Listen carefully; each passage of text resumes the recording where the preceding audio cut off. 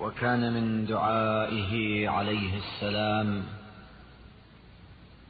عند الصباح والمساء: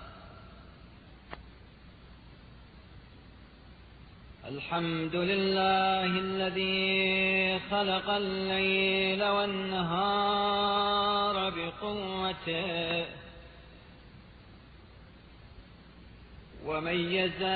بينهما بقدرته وجعل لكل واحد منهما حدا محدودا وأمدا ممدودا يولج كل واحد منهما في صاحبه ويولج صاحبه فيه بتقدير منه للعباد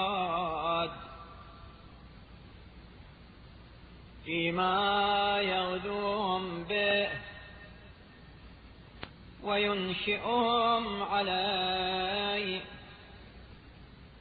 فخلق لهم الليل ليسكنوا فيه من حركات التعب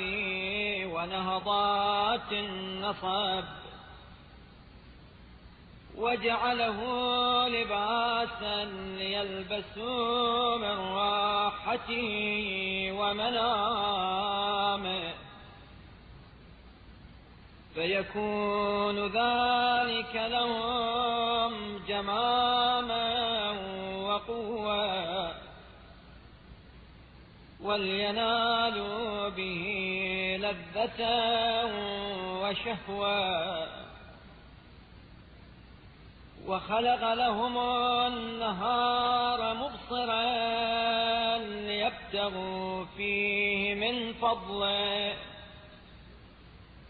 وليتسببوا إلى رزقه ويسرحوا في أرضه طلبا لما فيه نيل العاجل من دنياهم ودرك الآجل في أخراهم. بكل ذلك يصلح شأنهم ويبلو أخبارهم وينظر كيف هم في أوقات طاعته ومنازل فروضه ومواقع أحكامه ليجزي الذين أساءوا بما عملوا ويجزي الذين أحسنوا بالحسنى.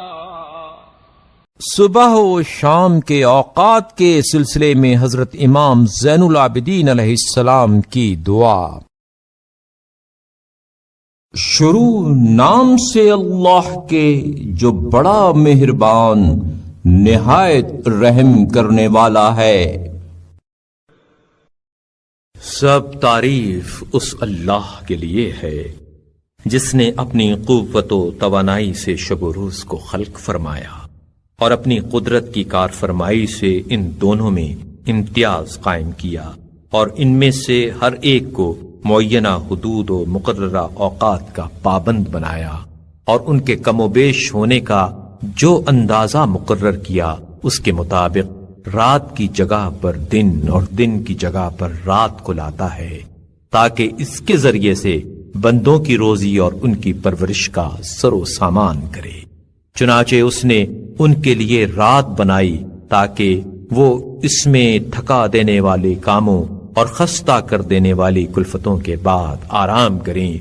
और इसे पर्दा करार दिया ताकि सुकून की चादर तान कर आराम से सोएं और ये उनके लिए राहत और निशात और तबई कुव्वतों के बहाल होने और लज्जत व कैफ अंदोजी का जरिया हो। और दिन को उनके लिए रोशन व दरख्शां पैदा किया ताकि इसमें कारो कसब में सरगर्म अमल होकर उसके फजल की जुस्तजू करें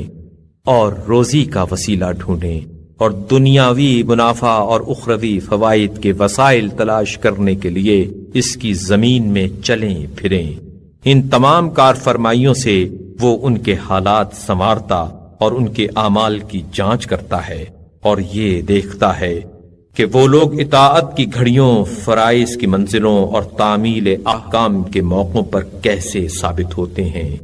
ताकि बुरों को उनकी बदआमालियों की सजा और नेकोकारों को अच्छा बदला दे।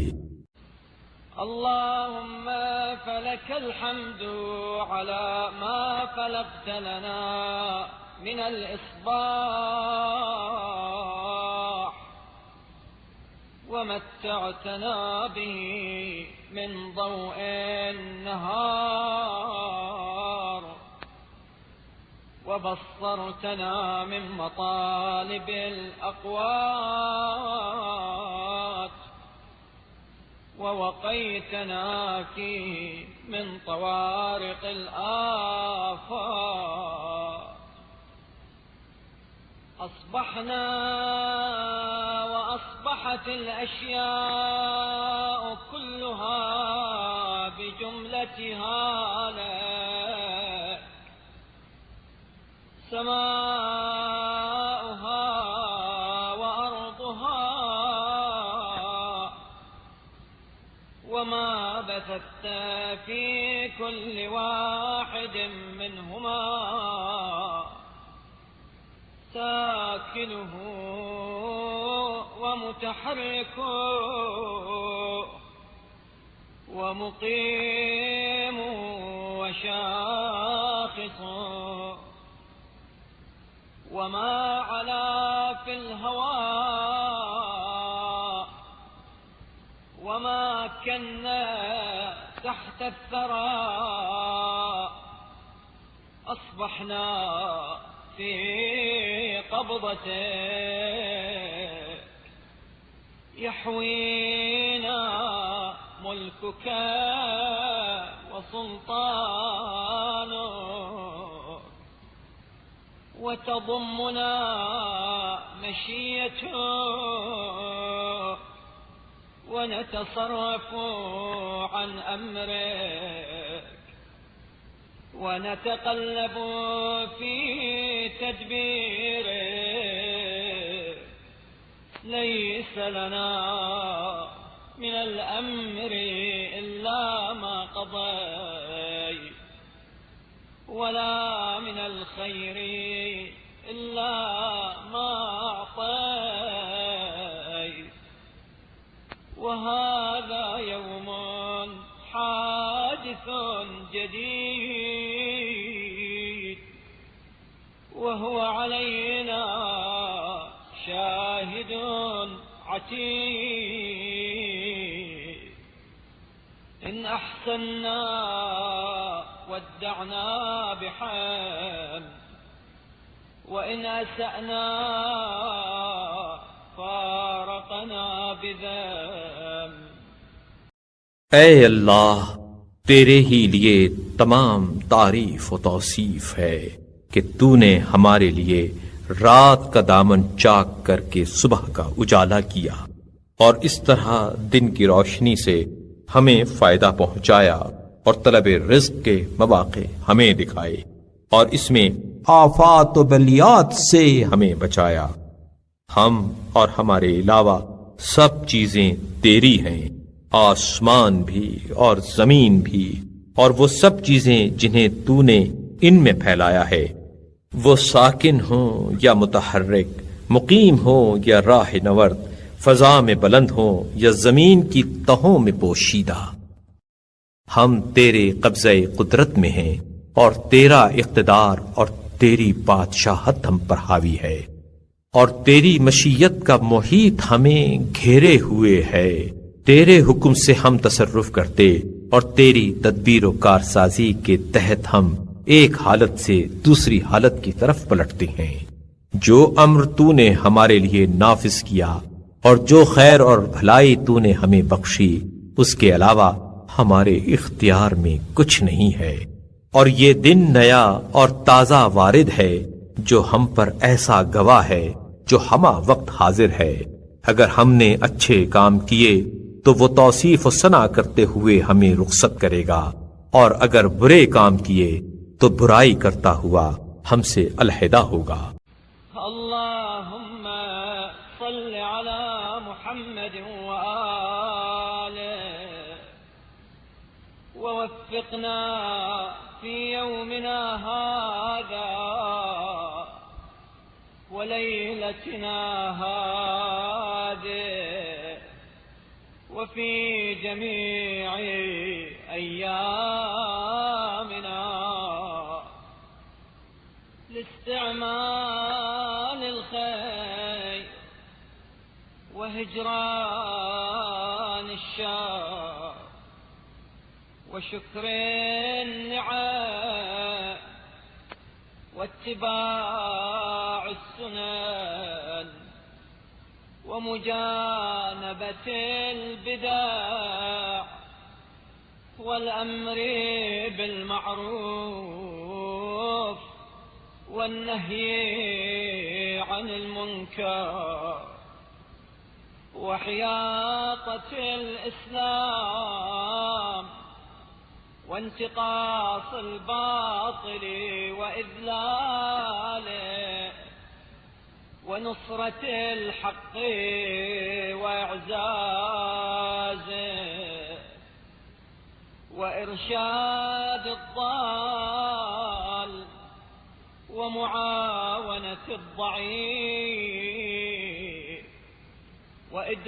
وإدراك اللهيب. اللهم صل على محمد وآله واجعله أيمن يوم عهدنا وأفضل صاحب صحبنا وخير وقت ظللنا فيه واجعلنا من أرضى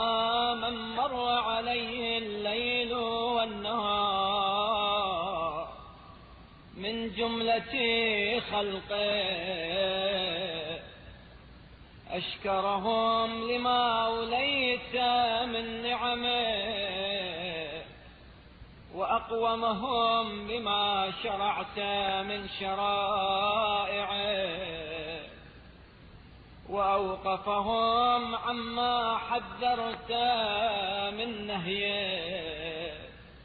ऐ अल्लाह, तू मोहम्मद और उनकी आल पर रहमत नाजिल फरमा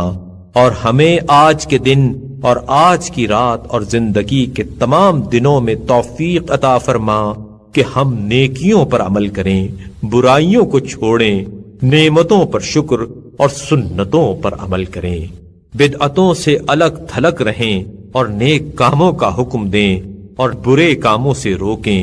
इस्लाम की हिमायत व तरफदारी करें, बातिल को कुचलें और उसे जलील करें, हक की नुसरत करें और उसे सरबुलंद करें, गुमराहों की रहनुमाई, कमजोरों की एआनत और दर्दमंदों की चाराजोई करें। बारिलाहा मोहम्मद और उनकी आल पर रहमत नाजिल फरमा और आज के दिन को उन तमाम दिनों से जो हमने गुजारे ज्यादा मुबारक दिन और उन तमाम साथियों से जिनका हमने साथ दिया इसको बेहतरीन रफीक और उन तमाम वक्तों से जिनके जेर साया हमने जिंदगी बसर की उसको बेहतरीन वक्त करार दे और हमें उन तमाम मखलूकात में से ज्यादा राजी और खुशनूद रख जिन पर शब रोज के चक्कर चलते रहे हैं और उन सब से ज्यादा अपनी अता की हुई नेमतों का शुक्रगुजार और उन सब से ज्यादा अपने जारी किए हुए अहकाम का पाबंद और उन सब से ज्यादा उन चीजों से किनारा कशी करने वाला करार दे जिनसे तूने खौफ दिलाकर मना किया है। अल्लाहुम्मा इन्नी उशहिदुका व कफा बिका शहीदा व उशहिदु समा سماك وأرضك ومن أسكنتهما من ملائكتك وسائر خلقك في يومي هذا وساعتي هذه وليلتي هذه ومستقري هذا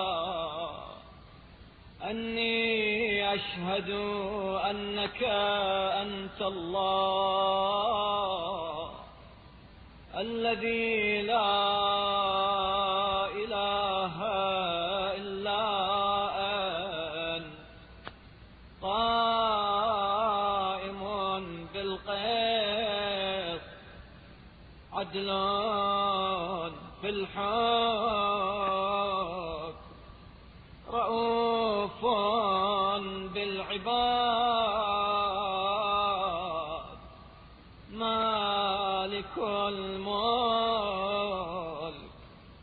رحيم بالخلق وأن محمدا عبدك ورسولك وخيرتك من خلقك حملته رسالتك فأداها وأمرته بالنصح لأمته فنصح لها اللهم فصل على محمد وآله أكثر ما صليت على أحد من خلقه وآته عنا أفضل ما آتيت أحدا من عباده واجزه عنا أفضل وأكرم ما جزيت أحدا من أنبيائك عن أمته